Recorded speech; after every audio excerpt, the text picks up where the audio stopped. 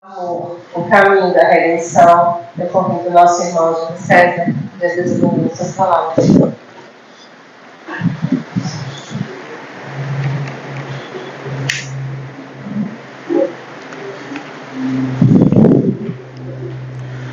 Uma boa noite a todos. Roguemos ao nosso irmão maior Jesus que ele nos abençoe. Antes de iniciarmos a nossa conversa da noite de hoje, eu quero fazer um convite a vocês. Aliás, dois, né? É que no próximo dia 24 e também continua no dia 25, o grupo de apoio espírita Irmã Rosália vai estar promovendo um evento que vai ser realizado lá na Faculdade Pio X, ali na Tancredo Neves, no auditório lá, que vai ser um seminário que vamos ter Cosme Massi, vamos ter aqui Eusa Nissano, Carlos Alberto e pessoas outras que vão tratar de um tema muito importante sobre a questão do homem integral. E as inscrições estão abertas, vocês podem procurar aí no professor Google, mostra lá como tem o Simpla que está fazendo isso, é uma inscrição assim com um preço bem baratinho, R$20 parece, a meia entrada, e tem entrada solidária. Eu aconselho que todo mundo faça a solidária, porque leva 1 quilo de alimento para que seja distribuído. Então, no próximo, quer dizer, de hoje a 8, né? Dia 24, hoje é 10, 17 e 24. Então, tá lá. E o outro convite, ele já é assim mais longevo, a realização dele, é um evento muito importante. Eu tenho que fazer digamos assim, um retrospecto. No ano 2023, eu lembro, nós estávamos lá na federação e nós estávamos conversando com um grupo lá do nosso... E surgiu a ideia seguinte: puxa vida, a gente precisa começar a trabalhar um tema muito importante, com uma coisa assim impactante. E a gente começou a pensar o quê? No bem. Por que a gente estava pensando no bem? Veja só, se a gente olhar direitinho, estava aquela confusão que terminou aqui na guerra da Ucrânia. Terminou não, né? Ainda continua, né? E o que acontece? Puxa vida, por que a gente não faz um evento para falar do bem, de promoção do bem, de semear o bem? E nisso a gente decidiu fazer o Congresso Espírita, o oitavo Congresso Espírita de Sergipe, que teve como tema central Bem-aventurados que semeiam o bem. E nós fizemos uma festa muito bonita e foi um sucesso. E no ano seguinte, a gente também, devido às solicitações, a gente também pensando numa coisa, a gente resolveu fazer uma viagem pelo mundo espiritual. Então foi o tema central do 9º Congresso Espírita. E esse ano a gente vai realizar o 10º Congresso Espírita. E esse 10º Congresso Espírita, ele tem como tema: voar não vem das asas, vem da alma. E o que a gente vai trabalhar nesse congresso? Eu acho que a grande maioria aqui já ouviu falar, já tomou conhecimento, já leu, viu, de uma fábula que tem, de um beija-flor que tenta apagar um incêndio na floresta, né? Uma fábula muito antiga. E os animais da floresta, eles ridicularizam o beija-flor, porque um bico pequenininho, um incêndio de grandes proporções, e o que você está fazendo? Nada. E o beija-flor então diz: não, mas eu estou fazendo a minha parte. E o eixo que a gente vai seguir nesse congresso é exatamente esse: a nossa potencialidade. O quanto nós somos poderosos quando a gente reveste as nossas atitudes de amor, de boa vontade, e a gente consegue muito, a gente consegue fazer muito, mesmo que individualmente. Às vezes a gente não se dá conta disso, mas mesmo individualmente, quando você, por exemplo, você dá um sorriso para alguém na rua, você nem conhece aquela pessoa, você dá um sorriso, tudo bem. A gente às vezes não pensa nisso, mas quem sabe aquela pessoa estava, por exemplo, com uma ideia suicida. E a partir daquele sorriso, a partir daquele momento, tudo bem, é como se despertasse e um voo foi realizado ali. Então é muito importante a gente pensar nisso. E nós vamos trazer para cá o Simão Pedro, Rossando Clínio, que vai fazer a abertura. Vamos ter João Maranduba da Terra, Carlos Alberto Santiago. Nós vamos ter o Tiago Brito. Olha, são 15 expositores. Ana Tereza Camasmin. Então são 15 expositores. Eu não guardei na cabeça não, porque eu também estou ficando velho, meio esquecido das coisas, né? Mas vocês se inscrevam, depois nós vamos... Eu não sei se já está disponibilizado aqui, está aberto os ingressos do congresso? Já tem aqui na casa, então se inscrevam. Nós temos também a modalidade solidária. Eu peço àqueles que, mesmo que não comprem a modalidade solidária, leve também o alimento que a gente está lá, para que esses alimentos recolhidos lá vão ser revertidos para a APAI de Itabaiana. No primeiro congresso a gente levou, foi para o Lar de Zizi. No segundo congresso, não, minto, a União Espírita Sergipana, lá a escolinha Meimei. O ano passado foi o Lar de Zizi e esse ano nós escolhemos a APAI. Entendeu? Então é muito importante a gente estar preocupado com isso, com a caridade. E às vezes é tão pouco para a gente, mas é que às vezes eu comparo muito as coisas que a gente às vezes não dá importância. Mas às vezes um pão que a gente joga no lixo pode abreviar, saciar um pouquinho a fome de alguém. Então vamos trabalhar isso, tá bom? Bem, então vamos à nossa conversa de hoje. João, o evangelista, ele, no seu evangelho, tem uma passagem em que ele diz assim: conhecereis a verdade e a verdade vos libertará. E realmente nós estamos presos, todos nós, no nosso estágio evolutivo, nós estamos presos, nós temos amarras, nós temos algemas que nos prendem. E essa prisão, ela tem, digamos assim, vários motivos, tem vários aspectos. Mas se a gente for começar a remontar a causa de todas elas, e aí nós vamos encontrar, via de regra, uma só: a ausência do amor pleno. O Espírito Hamed, no livro As Dores da Alma, ele tem uma frase que ele diz assim: por trás de cada ato de agressividade que tem na humanidade, existe uma criatura que ainda não aprendeu a amar. E isso é uma realidade.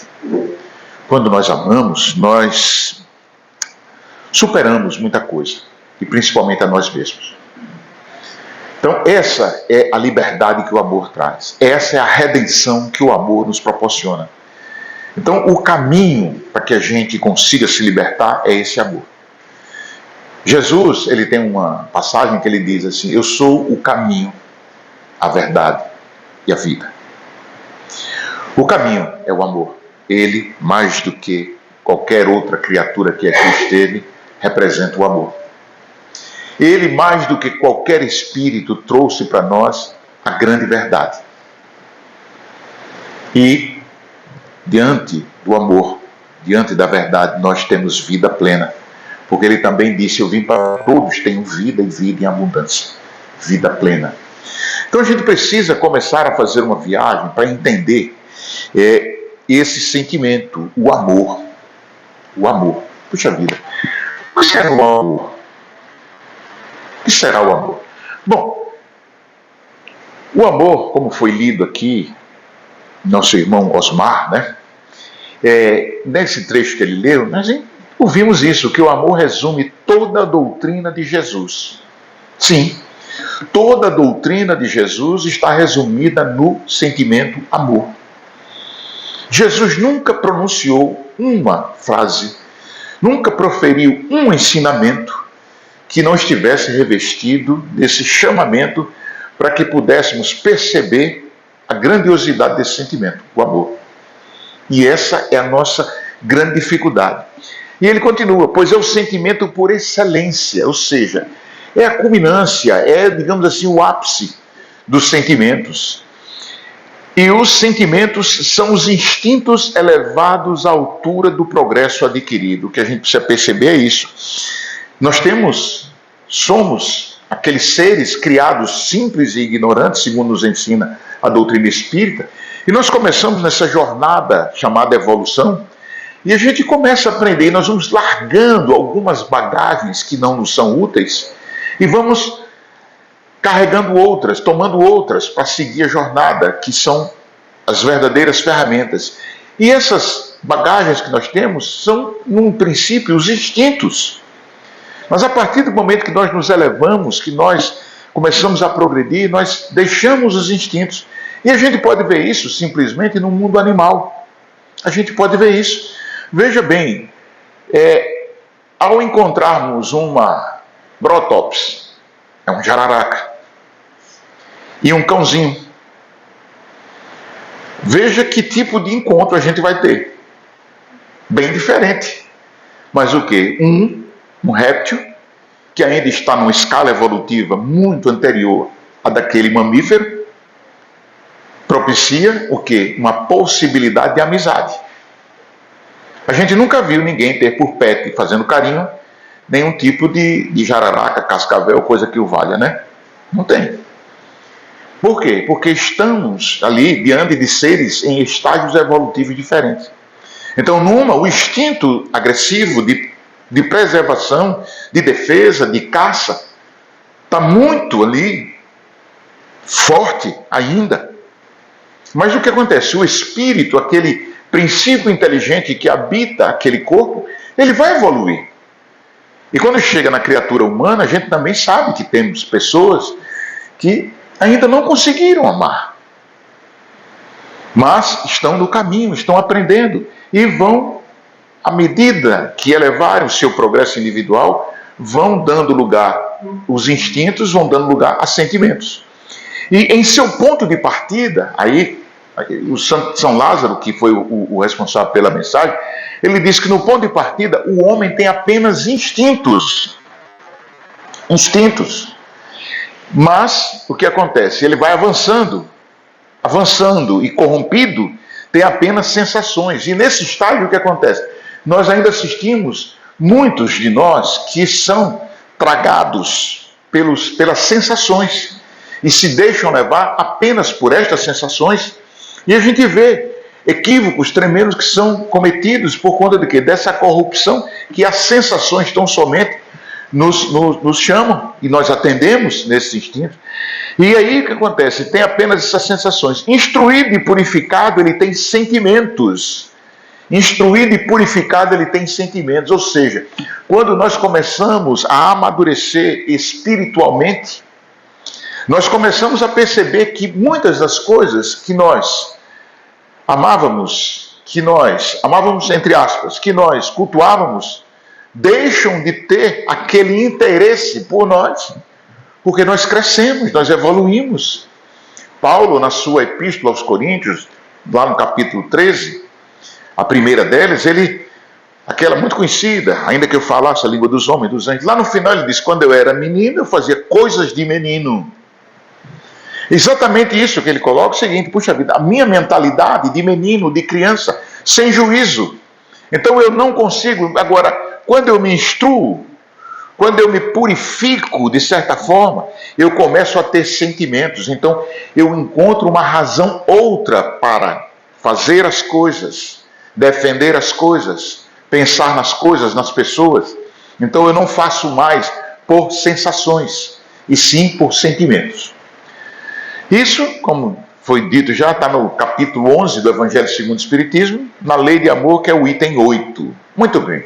Mas se a gente continuar buscando o que é o amor, tentar responder essa pergunta, a gente já viu ali uma parte, um preâmbulo do que o Espiritismo coloca como sentimento e que é a culminância o amor, mas se a gente for perguntar o que é o amor, e nós formos para o que é carinhosamente chamado por nós, né? Eu nem sei se ainda alguém consulta, né? O dicionário, o chamado pai dos burros, né, assim que chamava? Porque hoje a gente tem inteligência artificial, nem Google mais é, né? Então, se a gente for buscar isso aqui, a gente vai encontrar algo assim, que é um substantivo masculino. Forte afeição por outra pessoa, nascida de laços de consanguinidade ou de relações sociais. É uma definição de amor. Outra, afeição baseada em admiração, benevolência ou interesses comuns. Forte amizade. Muito bem. A gente pode encontrar isso. Isso é amor? Sim, de certa forma. Mas só que a gente sabe que quando a gente leu aquela mensagem, a lei de amor, quando a gente analisou aquilo, a gente começa a vislumbrar uma outra perspectiva na interpretação desse conceito. A gente tem que buscar uma outra conceituação mais aprofundada. Porque, veja, o amor ele está, digamos assim, relacionado diretamente, proporcional a essa relação, ao quê? A evolução do ser. Então, a minha visão, ela não pode ser tacanha, ela não pode se resumir apenas à significação de um verbete. Não, ela tem que buscar algo que transcenda. Então vale a pena a gente buscar. E o amor numa concepção transcendente? O que será isso? O que a gente entende como uma concepção transcendente? Que transcende a este mundo, que transcende a esta compreensão nossa, de terra a terra. Porque a gente precisa começar a perceber isso. E isso é tão importante porque essa percepção está tão longe, assim, de nós, de cada um de nós, porque a gente não consegue compreender determinadas nuances do que a vida nos ofereceu até então. Vou explicar. O amor de Deus é o ápice. Não dá para imaginar que a gente perceba que Deus ama. Vou colocar aqui nome de duas criaturas que estão assim na mídia e por coisas não tão boas que estão promovendo. Mas Benjamin Netanyahu e Vladimir Putin e o Volodymyr Zelensky. Vocês já imaginaram quantas pessoas estão sofrendo por conta de coisas que essas criaturas poderiam interromper? Mas Deus ama a essas três personagens citadas por mim do mesmo jeito que Deus ama a Jesus. A gente, puxa vida, como é que pode? Mas Deus ama, porque Ele compreende, porque Ele enxerga, porque Ele está liberto. Claro, Deus é a inteligência suprema, Ele não enxerga o que nós estamos enxergando. Ele não tem essa névoa que nos ofusca o entendimento. Então, esse amor, numa concepção transcendente, a gente vai encontrar esse conceito de amor em tudo, em algo que a gente às vezes nem está a imaginar. E aí eu fui buscar uma definição numa lição que é justamente um capítulo de um livro, que o título é O Amor. E aí a gente encontra assim, que o amor é a celeste atração das almas e dos mundos. É a celeste atração das almas e dos mundos. O amor também é a potência que liga os universos, os governa e fecunda. Aí vem uma parte que eu considero poética. O amor é o olhar de Deus. Quando a gente lê isso aqui, veja bem, que é uma celeste atração das almas e dos mundos, nós percebemos que tudo no universo está ligado. É impossível nós machucarmos uma flor sem arranharmos uma estrela. A gente não pensa nisso. Mas essa ligação, ela existe, é forte. E o que acontece? É essa potência divina que liga todos os universos e governa, fecunda. Então isso é muito interessante porque vocês já imaginaram que nós estamos em cima de uma esfera enorme, composta por várias substâncias, que está girando no universo em torno do Sol, a uma estonteante velocidade de 29 mil quilômetros por segundo, e que a essa velocidade leva 365 dias e 6 horas para dar uma volta. Já imaginou isso? E essa volta, esse percurso é milimetricamente atendido, traçado e percorrido de tal sorte que, se nos aproximarmos um pouco do Sol ou nos afastarmos um pouco, nós iríamos derreter, ser calcinados todos nós, ou congelados ficaríamos. E isso ocorre maravilhosamente. O nome disso? Bom, se perguntarmos lá o Isaac Newton, ele vai dizer que é matéria que atraindo matéria na razão direta de suas massas, no inverso do quadrado que separa seus centros de massa. Mas é a lei da gravitação universal. A física explica. Mas e aquele K que tem lá na relação? Aquela força lá, o que é? É Deus. É o amor de Deus por todos nós, por todas as criaturas. Então, esse universo fecundado, governado por esse amor, faz com que a gente perceba que o amor é o olhar de Deus. E essa comparação ela é fenomenal. Por quê? Porque, veja só, vamos fazer uma analogia aqui. A abrangência do olhar de Deus. Se nós nos postarmos aqui, à margem, na beira da praia, aqui na Atalaia, e a gente olhar para o oceano, a nossa visão, num dia claro de sol, nós vamos ver e perceber na nossa visão que o céu se encontra com o mar. Se nós avançássemos nessa direção, essa visão iria fugir e mais na frente iria. O que é isso? É o infinito, o horizonte, nos dizendo que não temos limite. Bem assim é o amor de Deus, que abrange todas as criaturas. Então a gente precisa compreender isso como o olhar de Deus. E o que acontece, isso, como eu disse, está lá no livro Depois da Morte, no capítulo 49, que se intitula O Amor. Mas vamos adiante. E aí Leão de Luz continua dizendo que o amor, profundo como o mar, infinito como o céu, abraça todas as criaturas. É aquilo que falamos, Deus ama infinitamente e incessantemente todas as criaturas. Então todos nós, quer percebamos ou não, nós estamos vivendo e sobrevivendo também por conta desse amor que Deus nos tem, que Deus nos oferta, que Deus nos dá e que a gente percebe. E Deus é o foco desse amor. Assim como o sol se projeta sem exclusões sobre todas as coisas e reaquece a natureza inteira, assim também o amor divino vivifica todas as almas.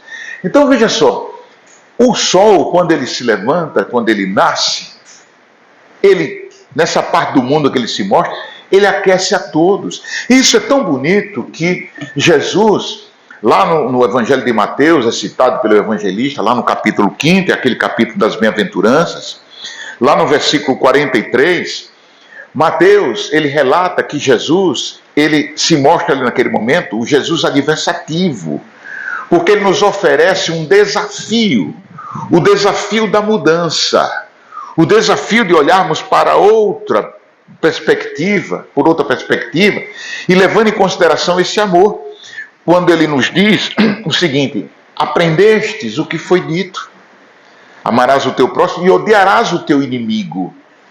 Você vai bendizer os que vos bendizem, maldizer os que vos maldizem. Aí ele diz assim: eu, porém, vos digo.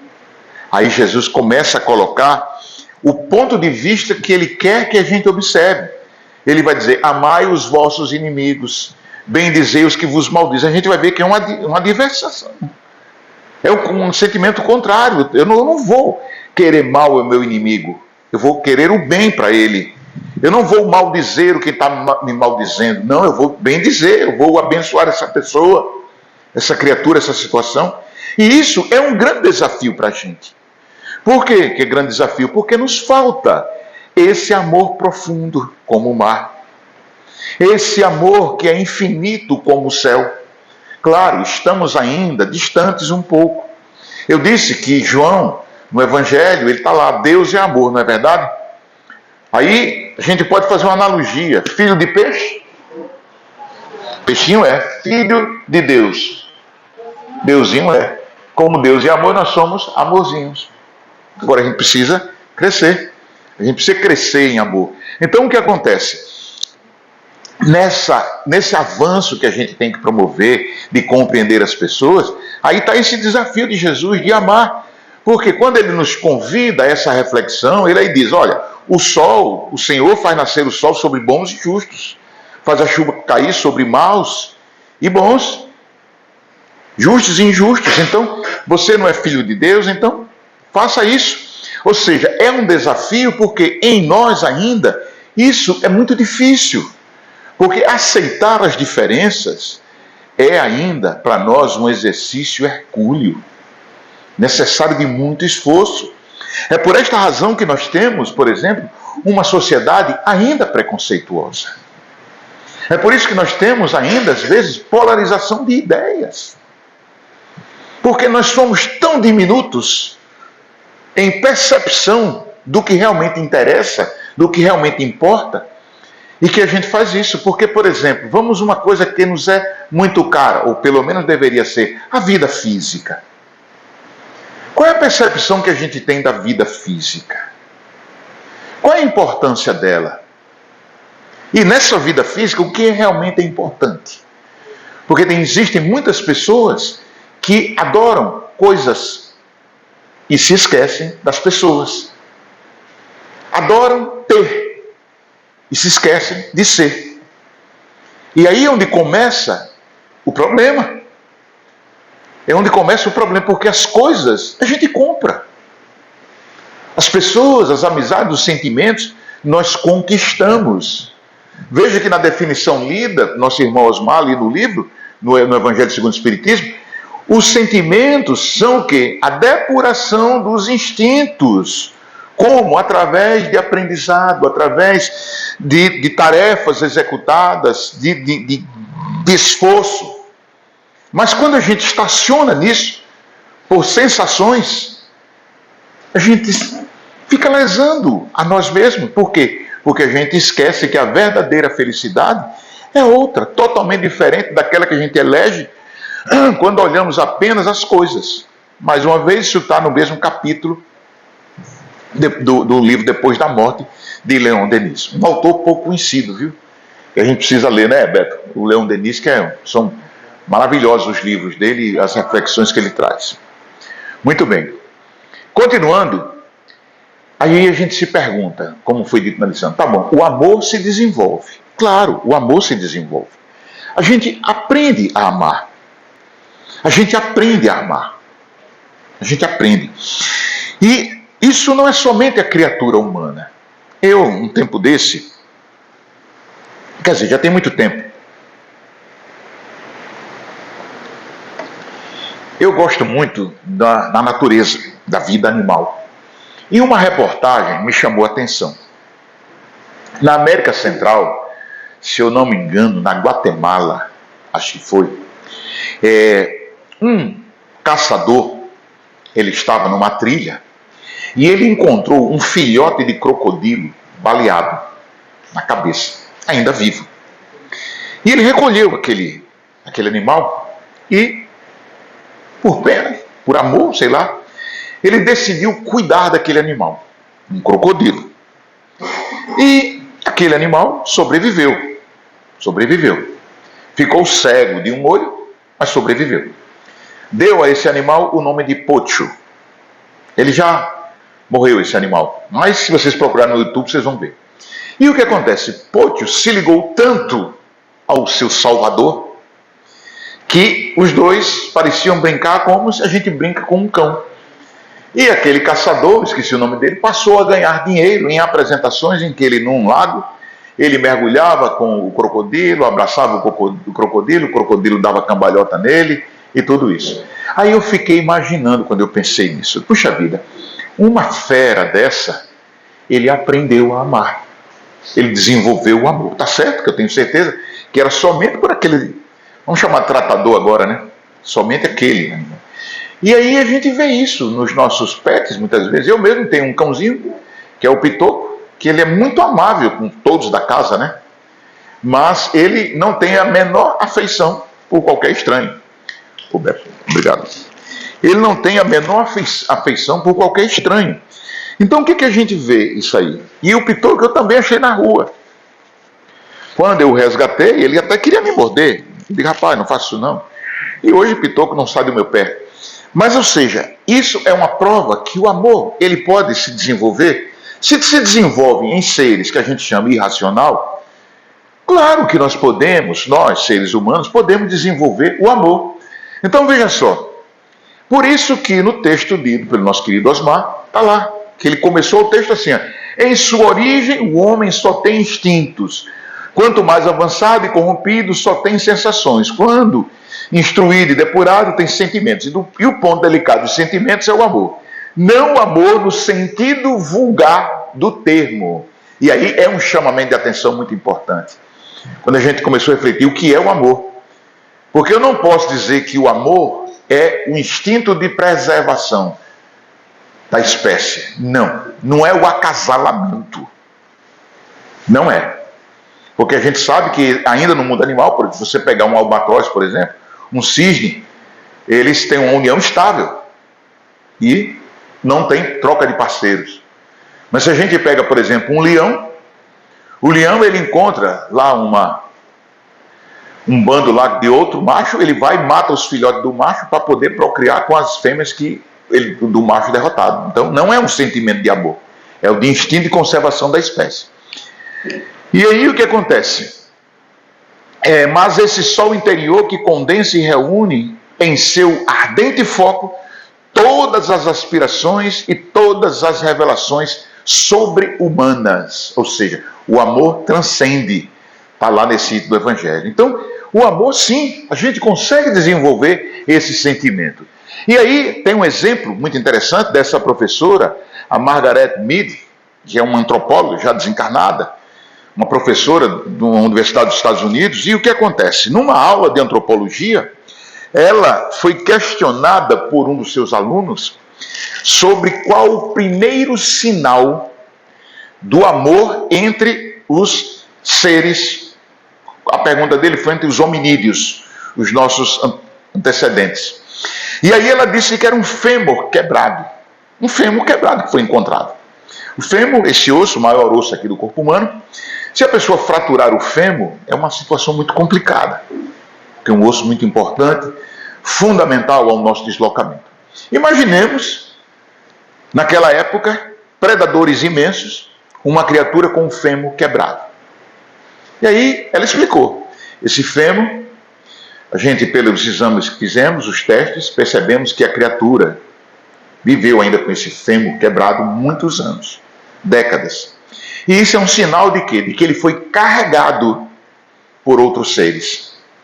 Ora, um outro que decidiu carregar aquele que não poderia se defender, se deslocar, tinha que ter um sentimento por aquele, de protegê-lo, e isso é amor. Porque senão ele teria perecido, seria abandonado, porque não teria como se defender, como se alimentar, como caçar, nada. Então esse fêmur quebrado foi o primeiro indício que teve daquela criatura ainda bruta, do ponto de vista biológico, antropológico, mas capaz de amar. Então o que acontece? Amar ao próximo é também uma maneira de respeitar a sua existência, a gente precisa ver isso. Quando a gente ama o próximo, seja esse próximo quem quer que seja, e aí a gente precisa não excluir, porque a gente às vezes diz, o semelhante. Não, mas não é só o semelhante. Jesus não disse o semelhante, disse o próximo. O próximo. Quem é o próximo? Tudo que é vivo. Quando eu olho para uma floresta, eu estou vendo uma irmã ali. Quando eu olho para uma fauna, eu estou vendo irmãos ali. Então a gente precisa ter esses valores conosco. É o valor do respeito à existência, seja ela qual for. Por quê? Questão número 1 de O Livro dos Espíritos. É a única que eu sei de qual, viu, Beto, o número. Kardec pergunta, que é Deus? Que é Deus? E a resposta que a espiritualidade dá é o seguinte, é a inteligência suprema de todo o universo.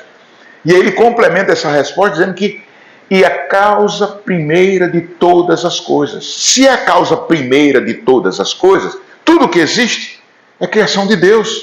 Então, forçosamente, nós temos que interpretar isso como que temos que ter um sentimento de fraternidade por tudo e por todos. Então, essa questão do amor ao próximo. E aí, Jesus, quando foi perguntado pelos fariseus, pelo doutor da lei, qual o mandamento maior, qual o maior das leis, ele disse, amarás o Senhor teu Deus de todo o teu coração, e de toda a tua alma, e de todo o teu pensamento. Este é o primeiro e grande mandamento. E o segundo, semelhante a este, é, amarás o teu próximo como a ti mesmo. Então, nessa frase aí, que foi dita por Jesus com tanta propriedade, ao responder ao fariseu, ao doutor da lei, a gente coloca aqui o amor a Deus, certo? O amor ao próximo e o amor a nós mesmos. Veja que essa tríade, Deus, o próximo e a nós mesmos, é muito importante. Quem não se ama, não consegue amar a nada mais. Quem não se ama, não consegue mais amar a ninguém. Quem não ama o próximo, não ama Deus. Quem não ama Deus, não ama o próximo e também não ama a si mesmo. É preciso que haja essa ligação entre esses três, vamos chamar pontos, Deus, o próximo e a nós mesmos. Isso é muito importante percebermos isso, por quê? Porque muitas pessoas se tornam infelizes porque não conseguem amar a si próprio. Não conseguem se enxergar como criaturas de valor. Não conseguem se enxergar como criaturas que na verdade, não se identificam como um projeto de Deus. E isso é sério, é grave. Isso está lá em Mateus, no capítulo 22, a partir do versículo 37. Mas, continuando aqui, será que a gente é capaz de fazer isso? De amar a Deus, de amar o próximo, de amar a nós mesmos? A gente ama o próximo, desde que o próximo fique bem próximo, desde que o próximo não fique esperneando, desde que o próximo não nos perturbe, desde que o próximo goste da gente. Não é verdade? É isso. Então a gente ainda não é capaz disso em plenitude. A gente precisa mudar. Esse é o objetivo da doutrina espírita. Que a gente promova mudanças interiores. É difícil? É. Concordamos plenamente, assinamos embaixo. É muito difícil, ainda é. Mas é possível, é necessário e conseguiremos. Muito bem. O que acontece? Essa falta de amor nos acorrenta, nos prende. E o que nos aprisiona é justamente aquilo que nós mesmos deixamos nos dominar. Seja forte e a liberdade virá por suas próprias mãos. E é livre quem tem a alma livre. Então o que acontece? O que me faz prisioneiro de mim mesmo? Alguns exemplos. O desejo de ser importante a qualquer preço. Eu fico prisioneiro, porque cada um tem a importância que tem. O desejo de sempre ter a razão. Quem é que tem a razão? Todo mundo, num dado momento. E ter razão não significa que você está certo. O desejo de se sentir superior aos outros. Quem é superior aos outros? Ninguém. O desejo de ter coisas. A gente tenta, consegue até ter as coisas, mas isso nos prende a elas, nos torna escravos. O desejo de que tudo seja perfeito e maravilhoso. Não é assim. Nós estamos num planeta de provas e expiações. Vamos encontrar defeito nas situações, das pessoas, em nós mesmos. Então, nem tudo pode ser perfeito, nem tudo pode ser bacana, né? Como diz lá uma música de um... E o mais importante, o que nos liberta é sentir amor. Quando a gente sente amor, nós nos libertamos. Amados, amemos uns aos outros, pois o amor procede de Deus. Aquele que ama é nascido de Deus e conhece a Deus. Quem não ama, não conhece a Deus, porque Deus é amor. É a frase que a gente usou de João. E a gente precisa perceber isso. E para a gente findar, talvez muitos de vocês conheçam, eu não vou contar a história toda, que também não tenho de cor, mas Franz Kafka, um alemão, um escritor, ele morreu muito jovem. E ele sofria muito. E todo final de tarde ele saía do seu apartamento, ia para uma praça. E nessa praça ele sentava-se, ficava observando a vegetação, as pessoas. E numa dessas tardes ele avistou uma menininha. A menininha soluçava muito, chorava muito, estava com uma cuidadora. E aquele sofrimento daquela menininha chamou a atenção dele, ele foi até lá. E chegando próximo, ele perguntou à pessoa o que estava acontecendo. E a pessoa disse, era que ela perdeu a bonequinha dela. E ele então se dirigiu à garotinha, você perdeu sua boneca? Eu gosto muito dela, eu não sei viver sem ela. E ele disse então, vamos procurá-la? Ela, vamos. Então ele saiu procurando a bonequinha com a criança na praça, mas não achou. A tarde findou, a noite, disse, olha, não adianta a gente procurar, mas amanhã a gente continua. O senhor me ajuda? Ele disse, ajudo sim, amanhã encontro com você aqui mesmo. No dia seguinte, ele voltou à praça para procurar a boneca e não achou também. E a menininha ficou triste, ele disse, amanhã a gente volta. E no dia seguinte, já o terceiro dia, ele chega para a menininha, porque sabia que não ia achar a boneca, disse, olha, eu encontrei sua boneca. Você encontrou? Encontrei. Ela viajou.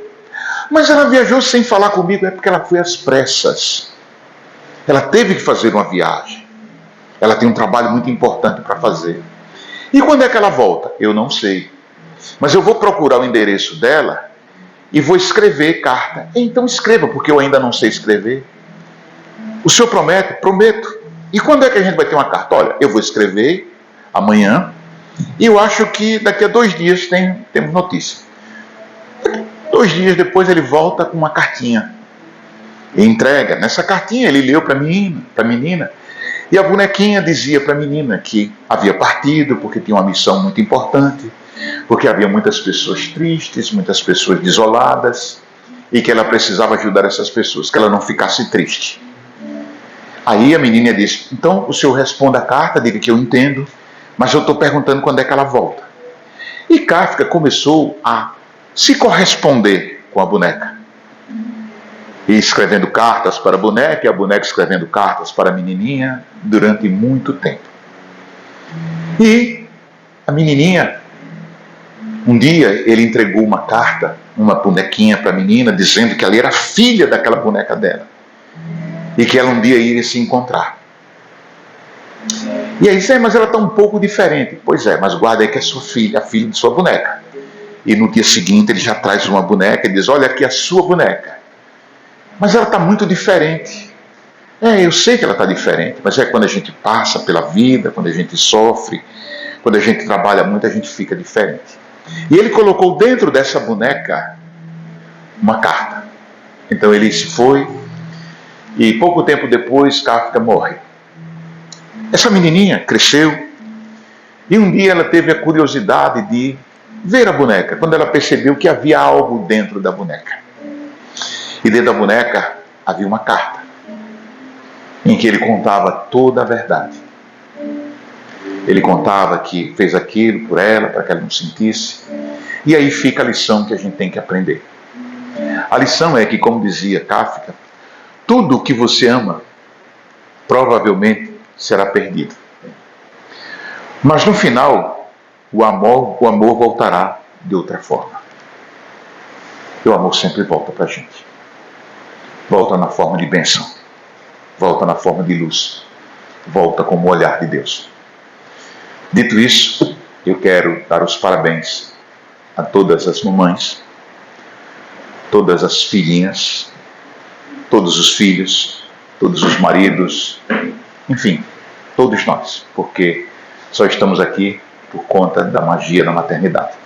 Muita paz e muita luz a todos vocês. Grande abraço.